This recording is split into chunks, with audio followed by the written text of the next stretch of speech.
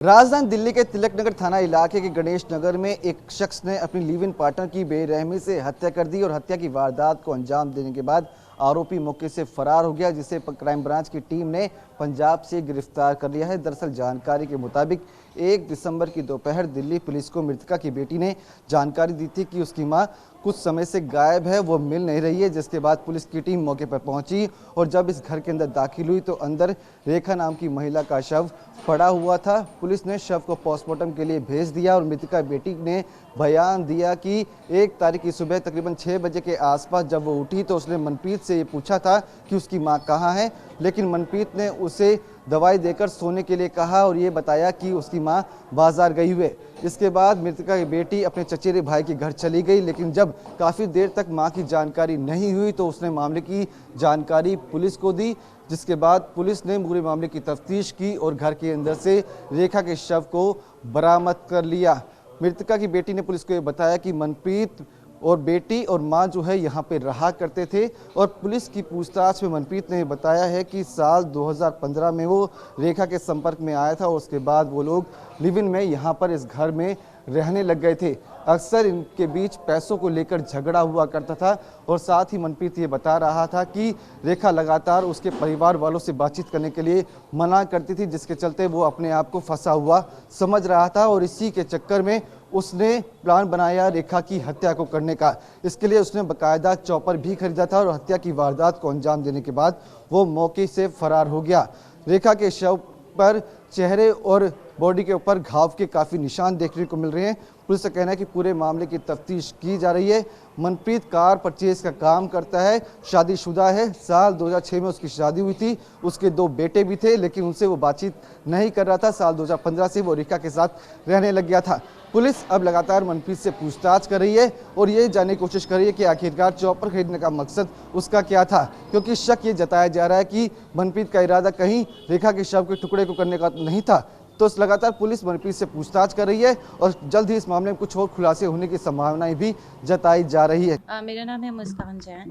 रेखा आपके यहाँ पे कब से रह रही थी और कौन-कौन साथ में रह रहा था ये? इनको तकरीबन 8 साल हो गए यहाँ रहते हुए। जब ये आए थे ये किसी और इंसान के साथ आई थी बोल के कि ये मेरा हस्बैंड है और इनके साथ एक छोटी बच्ची थी कि ये हमारी बेटी है। तो हमने इनको किराए पे मकान दे दिया और इनके हस्बैंड जो भी बनकर आए थे उन्होंने ये बोला था कि मैं तो बाहर ही रहता हूँ, मेरा कोई फूलों का कुछ काम है तो मैं कम आऊँगा, ये लोग दोनों ही रहेंगे। लेकिन वो तो शुरू से ही आए नहीं। उसके बाद मनप्रीत हैं जो वो आते जाते थे यहाँ पर। जब ऐसे कुछ केस वेस होने लगे, यहाँ पुलिस वगैरह आने लगी थी कुछ महीने के बाद, तो फिर हम लोगों ने इनको 11 महीने के बाद बोला कि आप मकान खाली कर दीजिए, हमको कंटिन्यू नहीं करना है। तो इन्होंने खाली नहीं किया मकान। उसके बाद फिर हमारा केस चल रहा है, 7 साल हो गए हैं। अपील भी डाली थी इन्होंने 3 साल के बाद, तो वो भी ख़त्म हो गई है अभी। तो उसके बाद बस हमें ये पता चला 2 दिन पहले कि उनका मर्डर हो गया। तो क्या पता चला था कि मनप्रीत जो है मर्डर किया है, और क्या यहाँ पर ये जो मनप्रीत और ये हस्बैंड वाइफ की तरह रहते थे या लिविंग में रहते थे? आपको इन्होंने कभी हमें तो नहीं बोला कि वो हस्बैंड वाइफ है। एक बार उनकी मनप्रीत की वाइफ ज़रूर यहाँ पर आई थी, जो मुझे मालूम है। वो चिल्ला रही थी यहाँ बाहर आकर कि मेरे पति को अंदर रखा हुआ है, ये वो काफ़ी देर वो चिल्लाती रही थी, 1-2 घंटे। पुलिस भी आई थी तब। उसके अलावा मुझे नहीं मालूम। तो अक्सर यहाँ पर पुलिस आती थी, झगड़े होते थे यहाँ पर? काफ़ी बार आए हैं, 4-5 बार तो पुलिस वाले आए हैं। मतलब आपका मकान पे भी कब्जा करके बैठे थे? हाँ, कब्जा करके बैठे हुए थे। कितना किराया देते थे? किराया देते भी थे या नहीं, किराया नहीं दे रहे थे। 7-8 साल से, 7 साल से तो नहीं दे रहे हैं, जब से केस डाला हुआ। उससे पहले भी थोड़ा ऐसे ही किराया देते थे कि डिले कर करके। ये करीब 1 दिसंबर 2022 को करीब 12:30 पौने 1 के बीच में हमें पीसीआर कॉल मिली थी, जिसमें किसी ने बताया कि झगड़े की कॉल थी। उस पर जब पुलिस मौके पर पहुंची तो घर बाहर से बंद था। हमने कॉलर को बुला के उस घर को ओपन किया। ऊपर जाकर कॉल जो है, जो महिला डेड थी, जो घर खुलवाने के बाद पता चला एक 36 साल की महिला वहाँ पे डेड थी। कॉल उनकी बेटी और उनकी रिलेटिव ने की थी और उस कॉल पे ये पता चला कि पहुँच के कि एक 36 साल की महिला जो डेड थी वहाँ पे अपने बेड के ऊपर, और उसके चेहरे और गर्दन पे कुछ शार्प वेपन से इंजरीज की गई थी और हमें एक शार्प वेपन वहीं क्राइम सीन पे मौके पे मिला। तो जो बाद में तफ्तीश में पता चला बेटी के द्वारा, जो उनकी बेटी के साथ रह रही थी, तो उसने बताया कि एक मनप्रीत नाम का आदमी उनके मदर के साथ फ्रेंडशिप में था और बाद में तफ्तीश में पता चला कि मनप्रीत शादीशुदा है और वो अपनी पत्नी और 2 बच्चों के साथ पश्चिम बिहार में रहता है और 5-6 साल से इस महिला से भी उसकी मित्रता थी, यहाँ पे आता जाता रहता था।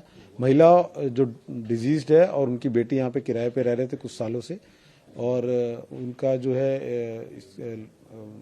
जो इस पुरुष के साथ जो मित्रता थी उसमें कुछ मतभेद हो गया था जिसके चलते उनके झगड़े चल रहे थे और उस झगड़े में जो है सुबह और दिन के बीच में जो है ये मर्डर किया गया है। और बाद में जो तफ्तीश में हमें सीसीटीवी से और कॉल डिटेल से सारे हिंट्स मिले थे, उसमें हमने मल्टीपल टीम्स लगा के और इस एक्यूज्ड की तलाश जारी थी। इसी बीच क्राइम ब्रांच ने उसको कल गिरफ्तार किया था। आज हम कोर्ट में एप्लीकेशन लगा के उसकी पुलिस कस्टडी लेंगे और आगे की तफ्तीश जारी रखेंगे। सर इसके घर से क्या कुछ बरामद हुआ है? चॉपर भी बरामद हुआ है, वो उसका क्या हाँ, एक शार्प वेपन है जो चॉपर टाइप का जो विक्टिम की बॉडी के पास से बरामद हुआ है और उसी से लग रहा है कि ये जो है इसको हम क्लैरिफाई करेंगे पुलिस कस्टडी के अंदर और मौके की निशानदेही और सारे एस्पेक्ट्स देखे जाएंगे इन्वेस्टिगेशन के और जिसमें इसकी गर्दन और फेस पे निशान थे और एक इसके हैंड की फिंगर को भी उसने कट कर दिया था तो वहीं मौके पे ही और बाकी जो है ये झगड़े की वजह से जो किया गया है इसके भी हम सारे एस्पेक्ट्स को इन्वेस्टिगेशन में क्लैरिफाई करेंगे।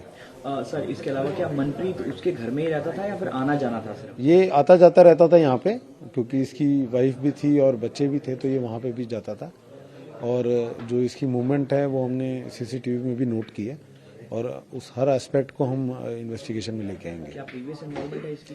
Yes, he is a previous offender. हमें इसके रिकॉर्ड चेक करने से पता चला कि इसके ऊपर 6 मुकदमे पहले से भी थे और उस पे भी हम एस्पेक्ट पे इसको जो है इन्वेस्टिगेशन को रखेंगे। दिल्ली एनसीआर की हर छोटी बड़ी खबर जानने के लिए सब्सक्राइब करें अपना पसंदीदा चैनल TV9 दिल्ली एनसीआर। साथ ही बेल आइकन जरूर दबाएं जिससे हर खबर सबसे पहले पहुंचे आप तक। फेसबुक पर हमें सर्च करें @TV9 दिल्ली एनसीआर। वहीं ट्विटर पर हमें फॉलो करें @TV9 दिल्ली एनसीआर पर और इंस्टाग्राम पर हमें फॉलो करने के लिए सर्च करें @TV9 दिल्ली एनसीआर।